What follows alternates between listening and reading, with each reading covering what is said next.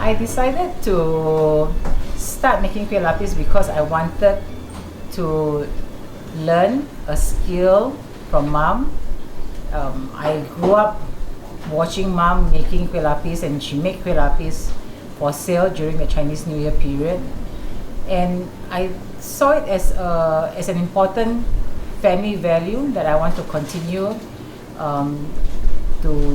with my children, and hopefully for future generation, not only just within my family, but for my siblings as well, and their children and their families. I bake mainly for the families and for certain close friends. So I'll just take leave, and then I'll just bake from morning till night.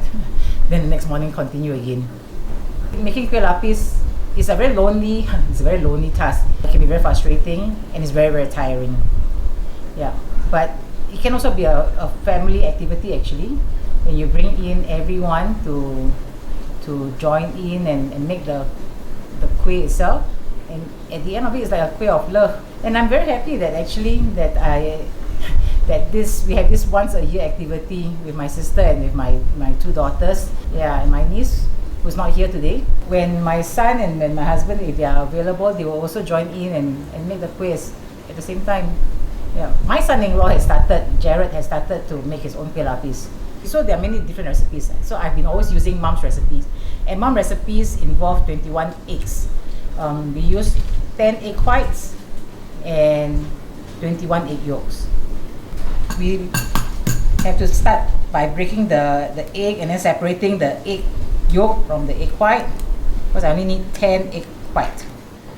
And then once all the ingredients have been well beaten, you take a certain amount of the mixture and you pour the mixture into the tray. To create the mix, I use 10 egg white, and then I get it properly whisked. After the egg white is well whisked and quite and fluffy, I add in 450 grams of sugar or less. We don't want it too sweet. Get it properly whisked again, and after that I add in my 21 egg yolk. Okay, and after I get the egg yolk again properly whisked, I add in 200 grams of flour, and finally I add in about 500 grams of butter, golden churn butter, and you only use golden churn butter. Once it's properly mixed, then I'll add in 4 tablespoons of condensed milk. I use the less sweet condensed milk, half a teaspoon of vanilla essence, half a teaspoon of cinnamon powder, and finally, what goes into the whole mixture is this all-important kueh bumbu that we get especially from Bangka. This is the bumbu, or the seasoning, I guess you call it, that adds the flavor to the Kueh Lapis. After everything is all well mixed, we get the oven ready.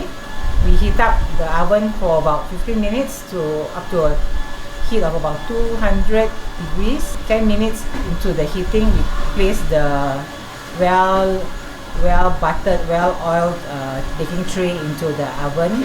At the end of the 15 minutes, pull it out, and then you add in mixture by mixture. And that's how we start the whole process of making the Kueh Lapis. The biggest thing to look out for when making Kueh Lapis is to make sure that you have the exact number of egg white. Don't get distracted. So make sure you only have 10 egg whites. So that's only for mom's recipe. So just make sure you have the correct amount of egg whites. So don't get distracted.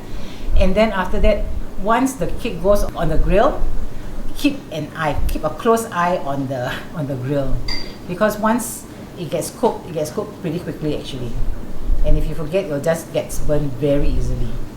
And to prevent it from being too burnt, when you see that the top layer the surface is not properly cooked, but it's already brown, you add layers of baking paper to try and avoid getting the surface being burnt by the grill. The first layer is the toughest, because the first layer goes into the oven, and then you have to let it bake in the oven for about maybe 4 to 5 minutes, or sometimes even longer actually, until the base is nicely firm and brownish.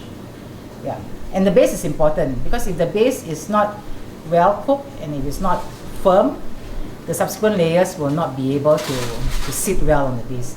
And in the end, when you finally pull out the whole cake, while it looks good, because the base is not strong, the foundation is not strong, when you turn over the cake, you'll find that the whole cake will actually collapse. So the lesson learned here is you make sure not only just the first layer, but at least the first few layers, the first up to the third or fourth layer, it must be well cooked and it must be firm. And the first few layers is always baked using the oven. Subsequent layers you use the grill, which means you use the top grill and you just bake and make sure that the top, the mixture, the surface of the mixture gets brown. And once it's nicely brown and firm to the touch, and the edges have also moved away from the baking tray, you know that the cake is quite cooked.